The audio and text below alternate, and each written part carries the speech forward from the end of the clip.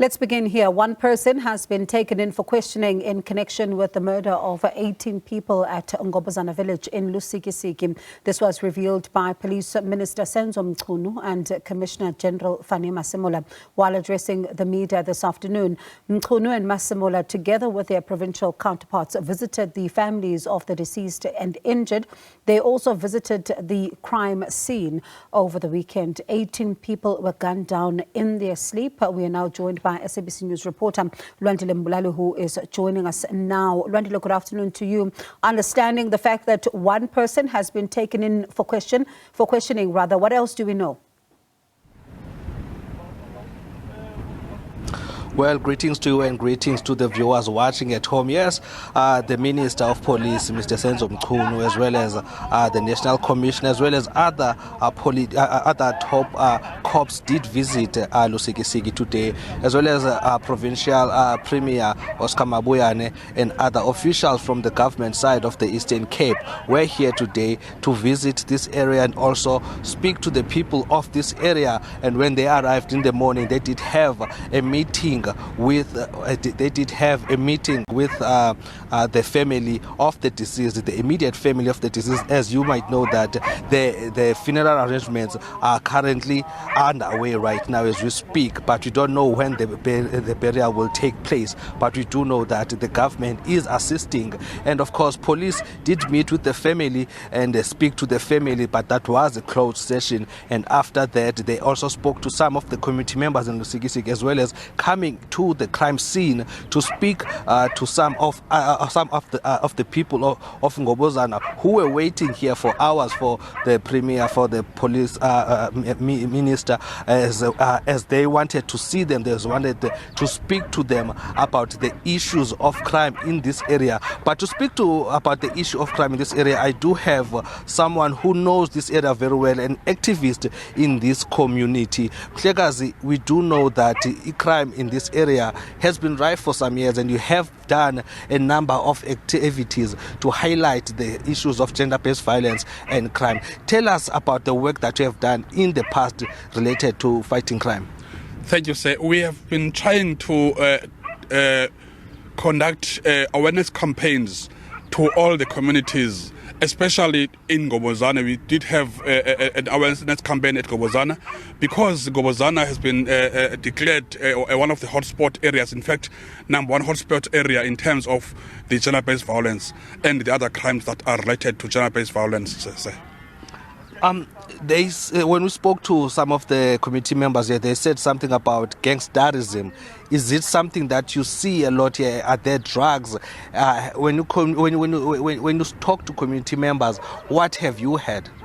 According to the information that we received in our visits, the findings were that there are some drugs, although we are not actually confirming that because we didn't see them ourselves.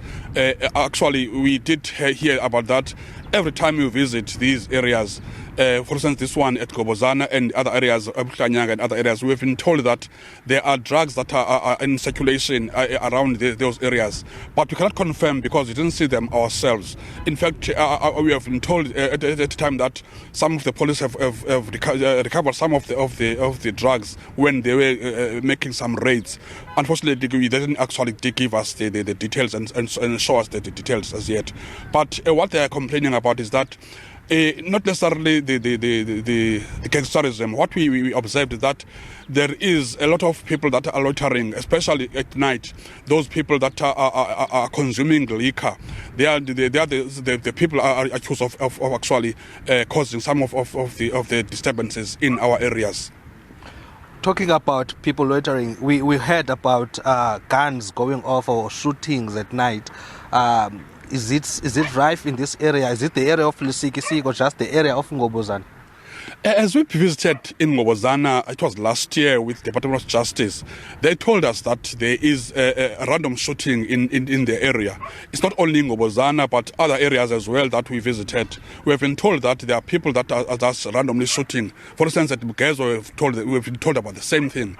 So we are saying now there is definitely some guns that are with at the wrong hands. Hence now this incident, this massacre, this painful thing that has happened is also related to drugs. I mean to the guns.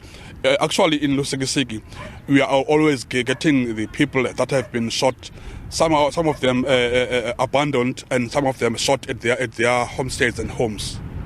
Okay, you're mentioning something that has been mentioned quite a few times here, that there are a number of crimes that have been committed, a number of bodies of women that have been found around in Lusikisiki.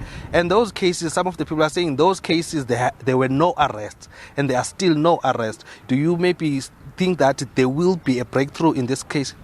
Definitely, we are optimistic that there will be breakthrough. Actually, there has been visits by the Honourable President, the Honourable Minister, former Minister of SABC twice. In fact, the two of them, they visited this area. In fact, the former president and the current president, they visited this area. Now, we are hoping that this, after this has happened, there is going to be a breakthrough. Yes, the police sometimes they are working, but this issue of telephones that are not working at the police station, it can be one of the causes that people now are crying that they are not getting the assistance. There are some arrests, although we may not confirm if they are all arrests, but I think there is a challenge in terms of the courts, the justice system itself, because. At one time, because we used to visit the court sometimes to support the victims of the gender-based crime, we have noticed that the justice system itself needs to be looked at. Otherwise, there are some people that are arrested, but the thing is that the justice system is having some rights, a lot of rights in terms of the people that are either accused or maybe criminals themselves. All right. Thank you so much, Mhlekazi.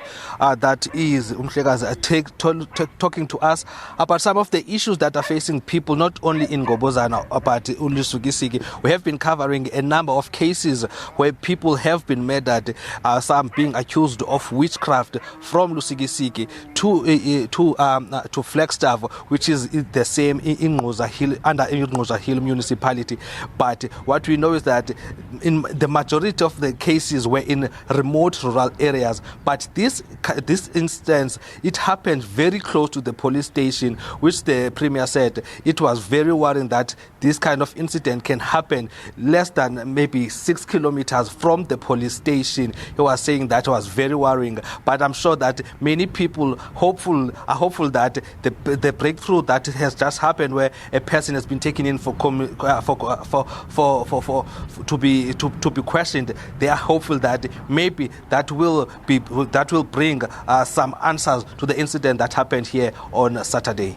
Back to you in studio. All right, Lwandile will, of course, continue to track this particular story through your eyes. As definitely the team has been covering quite a number of stories that are coming from those areas. That's my colleague, the SABC News reporter, Lwandile Mbulali.